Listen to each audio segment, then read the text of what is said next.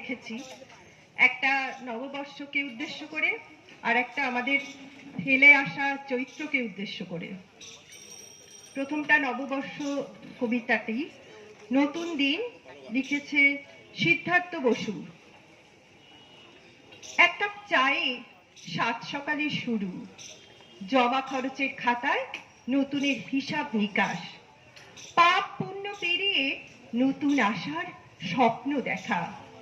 খবরের কাগজ সে আশার বিপরীতই যেন, নতুন করে বাঁচতে আর শেখায় না। দুর্ঘটনার ঘন ঘটা, রাজনীতির কচকচানি আর মন ভোলানো রকমারি বিজ্ঞাপন, এসবে আর মন টানে না। দিনের শুরুটা হোক এসবের থেকে অনেক দূরে, নির্জন গাড়ি বারান্দায় বসা চড়াই, বা দূরে অশ্বত্থ গাছের পাতার রঙে মেশা টিয়া। নীল আকাশের নীলে সেই পাতার রঙে আলাদা হয়ে নিজের পরিচয় গড়া। দূরে, অনেক দূরে কোন স্বপ্নের হাতছানি, দুর্গম পর্বত বা সুবিশাল ঢেউয়ের মূর্ছনা তাদের ডানার ছন্দে মিলে মিশে একাকার। মনটা উড়ে চলে সেই নূতনের খোঁজে। আশা, স্বপ্ন, ভালোবাসা সবটুকুকে নিয়ে দুর্নীতির দুর্বিপাক থেকে উঠে নব উদ্যমে শুরু হোক রোজকার দিন। জমা খরচের খাতাটা হোক তাদের দেখানো স্বপ্নের প্রতিলিপি। হ্যালো, হ্যাঁ বলছি প্রোগ্রামে এলেন? আমার পরে নিবেদন, চৈত্রের গায়ে হাত রাখলাম। ঠিক আছে, এখন প্রোগ্রাম চলছে, আমি বাড়ি গিয়ে ফোন করবো তোমাকে। হ্যাঁ, সে হাসলো, ঠিক আছে, সমাপ্তি অনিবার্য। ঠিক আছে। আমি বললাম, কি রেখে যাচ্ছ? আচ্ছা, পরে তার পাঁজর বাড়ি গিয়ে খুলে রাখলো গান। আমি মুকুল, দক্ষিণ হাওয়া, রাঙা মেঘ আর আদরের মতো ভোরবেলাকার গান।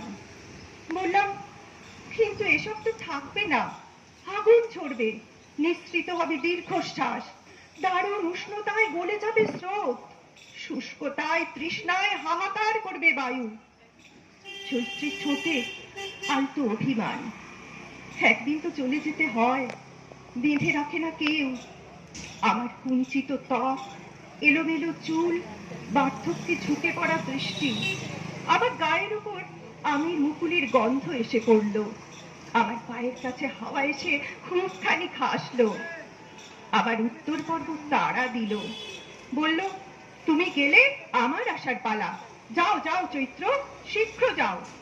তোমার অবসান না হলে বৈশাখ যে আসবে না, প্রবল অগ্নিতে সূচি হবে না ধরণী, গাছের ছায়ায় আঁচল পেতে দেবে না স্নেহ।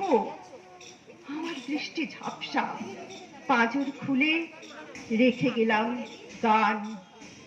চৈত্র পবনে